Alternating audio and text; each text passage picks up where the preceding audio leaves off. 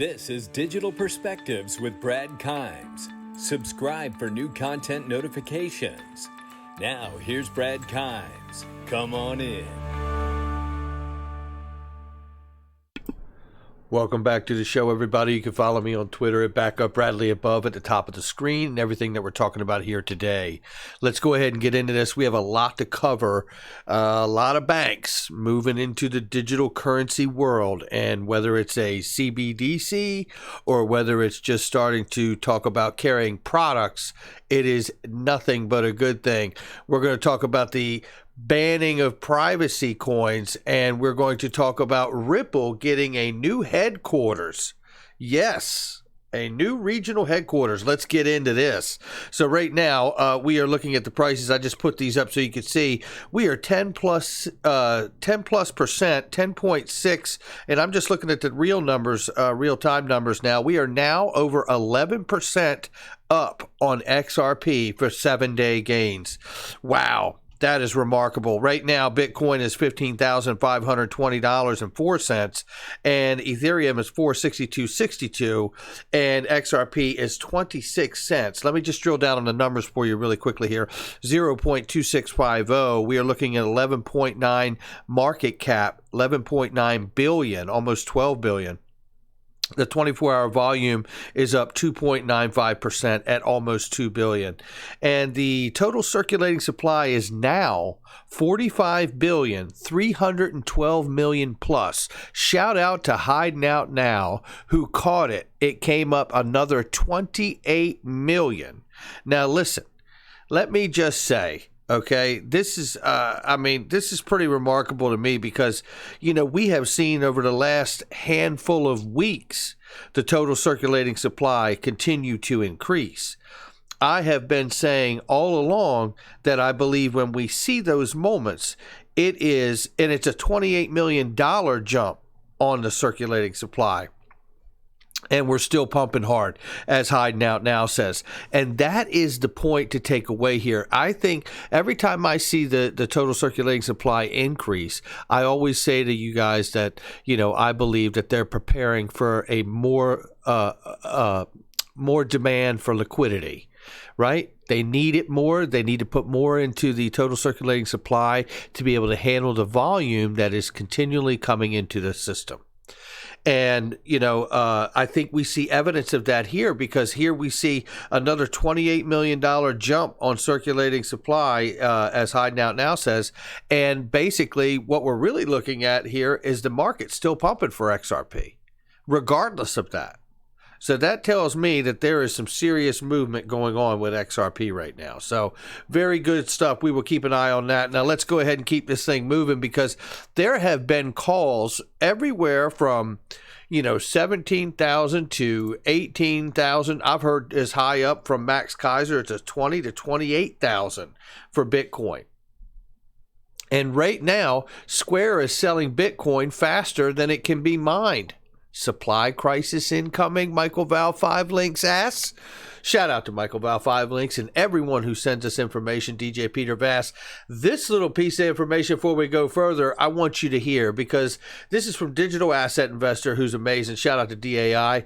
And I want to play this little 40-second clip here for you guys so you can hear, because this is why I'm so excited about Unstoppable Domains and the Doc Cryptos, which you got a link in the description comment box. You guys can check it out. But this is why I'm so excited about it. Think about, while you're listening to this, the current state of not just the political climate and everything that we've heard, but just think about the current state of social media. Matter of fact, if you haven't seen the documentary Social Dilemma, it is a must-see. You learn an awful lot about how algorithms are controlling everyone's lives and what we see on a daily basis. Listen to what he says here. Absolutely. And if you can imagine the way this is going to work in the future, right now, Twitter and Facebook and all these companies, they have all your data. They have all your pictures. They have all your posts. They have all your friend information. They control your username. They can turn it all off. They can essentially erase you from the internet. Mm-hmm. What's going to happen with the decentralized web, though, you're going to control that stuff. And instead of Facebook giving you permission, you're going to give Facebook permission and say, yeah, you can use some of my data in order to in order for me to use your application. If you don't like what they're doing, you can go to one of 50 other Facebooks and share your data with them, and then go and use that application. And you're going to have control of all your stuff. So your friend group, your friends will come with you. Your followers will come with you. And there's going to be all kinds of new competition. And these companies are not going to be able to control our lives anymore. Absolutely. And wow. I tell you something. When I think of him saying that, I mean, wow. I mean, it is just like, whoo. Yeah, what a day when the polarity flips, and no longer will YouTube treat you or some other social media platform treat you like you're just another person walking through the door and we don't care what you think, but you'll be able to control what they actually have access to. What a day that will be. My goodness. That's very exciting. That's why I tell you, I really do believe cryptos are really a new asset class. Go check out the link. Okay. Now, moving on here, I want to get into the fact that, we may see a supply crisis. Square is selling Bitcoin faster than it can be mined. I mean, my goodness, currently right now, we know we're seeing Bitcoin really pumping, just like the whole market is essentially. We're at 15,500. And I mean, think about that. If we break the 20,000 mark and get up into the 28,000 range, what do you think that's going to do for FOMO in the market? Now think of this for a second, because it isn't just Square. PayPal is opening up crypto to 300 million of their customers. Oh, this is getting exciting. To add to this, I think we need to pay attention and look at stuff like this and not just don't broad brush it and be like, oh yeah, it's a privacy coin. Monero, this comes from Michael Val 5 Links. Monero and Dash are no longer available on Shapeshift's trading platform. Monero is the world's most popular privacy coin, while Dash has optional privacy features. Listen closely. U.S. government agencies have hired blockchain firms to trace Monero transactions. Come on in. This is another signal here that if they're not banning privacy coins, they are not banning privacy coins for nothing. I mistyped. But the reality is that's coming. This is coming in a big way. I think of the ICO moment that we experienced back in 2018, right? The initial coin offerings, when the regulators came out onto the field and said, guess who's here? And they made their presence known, and they squashed the daylights out of ICOs, right? They really did. Well, I feel like this is the moment here where regulators are already on the field, and they're letting you know that because banks are about to get into this cryptocurrency game, this privacy coin business is the next hurdle that they're going to contend with, because they're not going to have any of this we don't know where the money went business. That they have made this obvious, and they're making it even more obvious here, and it is a big reveal for me that we're about to see banks come into this market in a enormous way. And at this time, I want to remind you that the market cap is between $451 billion for all of cryptocurrency market right now. So how much more do we get before we're at $1 trillion market cap for the entire crypto space? Not long, I don't believe. We're not long. Now let's keep this going. Brazil's economy minister, recently confirmed the country's plan to launch central bank-backed digital currency. Brazil has become the latest country to announce a CBDC. And that's why this is how you know. And you know what? There's going to be another ICO moment not too long from now, and it won't be the privacy coins. Oh, no. It'll be decentralized finance. Just you watch. All right, we'll keep an eye on that too. But another bank has joined the CBDC world.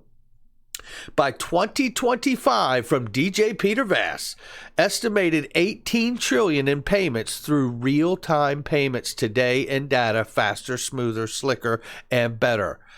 $18 trillion in the next 5 years to move into real-time payments. Are you kidding me? In the age of digitization, consumers want to know how fast payments can be done. And it makes sense. I mean, look at the world we're living in. We're not going to build back what we had before. That is Kristalina Georgieva from the IMF's words. This is a new Bretton Woods moment. We are seizing a transition, right? A transformation. We're not going to build back. We're going to build new, right? And that is pretty remarkable. Building on the notion that banks are in this game, 26 central banks that met in Russia said the pandemic is driving force behind growing interest in national digital currencies and digital settlement technologies. The IMF, the BIS, the World Economic Forum were also at the meeting. What else do we need to say? Right? What else do we need to see? I'll tell you what else we need to see. Price action. Well, and you know what? I think we're headed there, right? What's happening to the market right now? This is the market responding to the positivity that's taking place. Square selling Bitcoin, right? PayPal's opening the doors to cryptocurrency to 300 million customers. The entire banking system is obviously preparing in some degree to be involved with digital currencies, whether it's through CBDCs and payments or to offer them as products and services to the regular consumer. It is on its way. And in the process of that, let's take a look at this. We remember this moment right here. This is from All the Money. Shout out to All the Money. And this is a quick clip where Brad Garlinghouse was talking about having a conversation with one of the largest banks. He was either talking about the Bank of America, she says, or JP Morgan, Wells Fargo, or Citigroup, and talking about getting money exchanged and payments made in Peru, right? So let me just run this really quickly here. Another thing I mentioned to David backstage, I was in talking to one of the largest global money center banks on the planet, and I was talking to them about our primary product, fiat to fiat, called X-Current. And this guy kind of interrupts me. He's like, yeah, that's nice, but I have a problem settling into Peru. Can I use XRP to help me settle into Peru? And honestly, I was like, holy shit. Like, here's one of the biggest banks in the world who has more liquidity than almost anybody out there. And I'm not even trying to talk to him about crypto and digital assets. I'm trying to talk to him about the core of fiat to fiat. And he's already looking ahead and realizing that, look, this is something that could help me solve a problem in Peru. And I don't want to necessarily hold currency in Peru from an inflation point of view, or a regulatory risk point of view, a compliance risk. So they're looking for other solutions. And again, if you solve a real problem for real customers, it's going to work out. And there you go. And to add to that conversation, bringing that up from a few years ago, that he made those comments, and shout out to All the Money for that. Talking to one of the largest banks in the world, he said there. So now looking at just 2 days ago, how banks can succeed with cryptocurrency. I'm not going to read you this whole thing, but it's obviously about joining together with venture capitalists, fintechs, and doing all this thing and making a sustained commitment to cryptocurrency, regarding it as the future of money. Banks can no longer afford to ignore this opportunity. Well, when I go down and I read into this article, we're going to be happy we read into this article, right? Because as we read down into this article, there was a spot in here, and let me see if it's still highlighted because I had it here. Okay, let me find it. Let me see.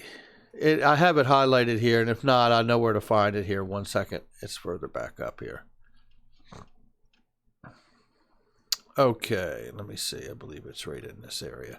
But at any rate, we're going to be happy to find out that not only are the banks getting into cryptocurrency in a very, very big way, but it's exciting because they actually mention Ripple in this, and it's pretty exciting to hear them say that. So nonetheless, only recently have some banks and financial services institutions begun to build and launch their own entries in the ever-maturing blockchain ecosystem. In 2019, for example, JP Morgan Chase introduced JPM Coin, its own cryptocurrency, which it uses primarily for fund transfers and faster transaction settlements among clients. Morgan Stanley has offered blockchain-based investment products since 2018. Listen to this. Goldman Sachs introduced a new leader for oversight of digital assets in recent months, an indication that it expects activity to increase. More than 100 banks have tested instant payments with the use of cryptocurrency Ripple. 2 days ago. This article's 2 days ago.